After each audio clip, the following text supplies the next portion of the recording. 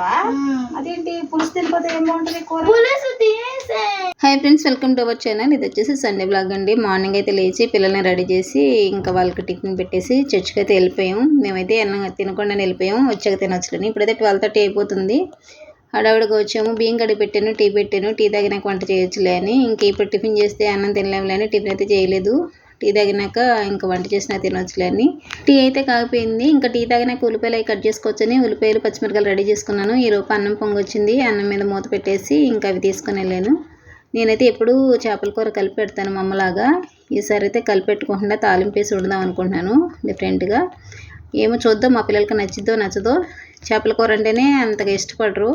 Chicken curry, fish fry ఇలాంటివి ఇష్టపడతారు. ఇలా పులుసుకి అయితే ఇష్టపడరు. సరే ఈరోజు చూద్దాం వేరేలా వండుతున్నాను, ఏమంటారా అనుకున్నాను. ఇంకా టీ తాగిన తర్వాత ఉల్లిపాయలు అవి కట్ చేసి పక్కన పెట్టేసి ఇప్పుడైతే ఇవి కడుగుతున్నాను అనమాట చేపలని. చేపలు కూడా కడిగేసి పక్కన పెట్టేసుకొని తర్వాత అయితే కట్ చేసిన ఉల్లిపాయ ముక్కల్ని ఇలా తాలింపు వేసుకొని ముందే ఉల్లిపాయలు వేగిన తర్వాత మసాలాలు మొత్తం వేసేసి తర్వాత పులుసు పోసి ఆ పులుసు తెరిలిన తర్వాత ముక్కలు వేసే ప్రాసెస్లో అయితే చేస్తున్నాను. ఎప్పుడు ఇలా చేయలేదు, ఇదే ఫస్ట్ టైం. ఎక్కువ శాతం నేనైతే కలిపి పెడతాను. కలిపి పెడితే బాగానే ఉందమ్మా అంటారు. ఈరోజు ఏమంటారో చూడాలి. ఇవన్నీ ఏగిపోయినాయి కదా, ఇప్పుడైతే పులుసు పోసేస్తున్నాను. పులుసు పోసి సరిపడిన ఉప్పు వేసుకొని అవి తెల్లేటప్పుడు మనం ముందుగానే కడిగి పెట్టుకున్న ఫిష్ను కూడా దీనిలో వేసి ఆ పులుసు మొత్తం కొంచెం ఎగిరిపోయే వరకు ఉడికించాలి. ముందుగానే మసాలా, అల్లం వెల్లుల్లి పేస్ట్ అన్నీ వేసి వేయించాం కాబట్టి అవి మొత్తం చేప ముక్కకు బాగా పట్టుద్ది. ఇదే ప్రాసెస్లో ఎప్పటి నుంచో చేద్దాం అనుకుంటున్నాను. వీళ్ళకి నచ్చిద్దా లేదా అని ఇలా కలిపి పెట్టడం అలవాటు అయింది కదా అని చేయట్లేదు. ఇదండి చూడటానికైతే బాగుంది, మరి టేస్ట్ ఎలా ఉంటుందో చూడాలి. కర్రీ అయితే రెడీ అయిపోవచ్చింది అనమాట. ఉప్పు కూడా ఇప్పుడే చూసి ఉప్పు అయితే వేస్తున్నాను. అదే చికెన్ కర్రీ అయితే ఎప్పుడైనా కలుపుకోవచ్చు. చేపల కూరలో అలా కలపడానికి కుదరదు కదా, చేప ముక్కలు చెదిరిపోతాయి. అందుకని ఇప్పుడే ఉప్పు కూడా చూసి వేసేసాను. ఇంకా కర్రీ అయితే రెడీ అయిపోయింది. ఫైనల్గా అయితే కొత్తిమీర కూడా వేసేసి స్టవ్ ఆపేసాను.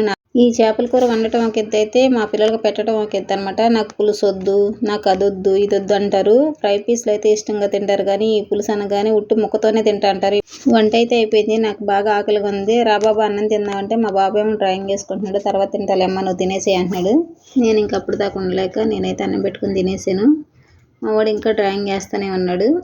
ఈ లోపల నాన్నలు చెల్లి కూడా వచ్చారు. ఇప్పుడైతే వాళ్ళకి అన్నం పెడుతున్నాను. 2 pieces ఏనా వద్దు, గ్రేవీ వద్దు నాకు. ఉట్టు ముక్కతో తింటావా?